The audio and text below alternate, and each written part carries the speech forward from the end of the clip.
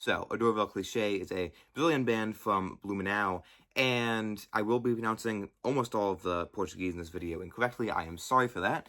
I don't speak Portuguese. Yeah, my love of Brazilian music is definitely no secret. Nos Baianos' second album that I can't pronounce and so will be on the screen, is one of my favorite albums of all time. Probably top 10. It's almost a perfect album. It is incredible. But yeah, they're both Brazilian, and other than that, there's kind of nothing in common. They just happen to both be from Brazil. Anyway, so Adorável Clichê is a dream pop slash shoegaze band, and if I had to give a comparison, I would say Always is a pretty good example. I think there's a lot of influence from Always. I think that Japanese Breakfast influenced the vocals a little bit more. It's definitely way less synth-fueled than Japanese Breakfast, but it's definitely got some vocal elements of it. They released their debut back in 2018, and they started to grow a steady following, releasing a couple of singles, but nothing on an album. And then this year, they started releasing some teaser singles for this album, and then today, they released new album. So yeah, the new album is Sonhos nunca morrem, and that basically means dreams that never die. So yeah, let's jump right into it. So, it may not be the most groundbreaking record out there, but I think in the dream pop sphere, it's definitely a standout and something that you should be paying attention to, especially if you like dream pop and or shoegaze. The first half of the album is a lot more dreamy and blissful than the second half, because the second half hits you with these heavier guitars, heavier drums, everything heavier really, and I like that a lot. But it's definitely kind of jarring when on first listen. But I think once you get used to it, you expect it, and so it's not quite as jarring. But something that stays consistent throughout is the vocals. The vocals are great. They're great. They're very ethereal, and they're very dreamy for sure. And they have a lot of passion. I think something that is sometimes lacking within dream pop is passion, because they're trying to make this kind of ethereal thing, which sometimes they feel like they're actually asleep. Sometimes they feel like they're literally dreaming as they're making the album, which is not what you want. But this album has a ton of passion in it. It's great. As we transition into the second half of the album, the tone shifts a lot.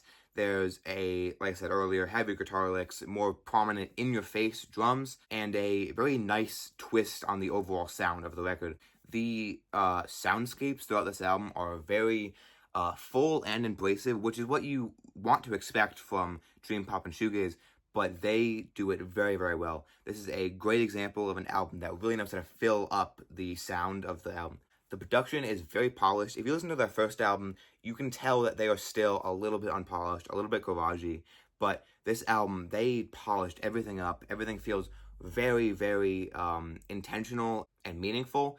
And I think that the guitars especially and the drums are very, very polished, like I said. First album isn't like awful or anything, but it definitely, you can feel that they are much more amateur on their first album as compared to this album where they are improved a lot. I also think that the mixing is a huge leap for them, because this album feels like you are there. You're at the concert, you're listening with them. It's a very personal sounding album, but the last album, while it had some of that, specifically within the actual sounds that the guitar is making, I think that the mixing was lacking and it felt a little bit bland almost. But in this album, they improved that a lot. This is a huge leap for them as a band. I was thinking that the cohesiveness of the album is improved because, like I said, right in the middle, it's a huge twist, but once you get past that twist, it's very, very consistent in its quality and its presentation. But before that, it's the same thing. It's very, very consistent in quality and presentation. But together, it feels like flipping a record, almost. It feels like one side, it's very poppy and happy, and the second side just hits you in the face over and over again with these very intense, almost over the top, but in a good way, in a way that makes you feel like you're there. You're at the concert. The band takes you on their journey with you. It feels like you're with them as they're making this album. It feels polished, but you can still get that sense of working together and cohesiveness as a band. The depth in the vocals and instrumentation are very, very compelling.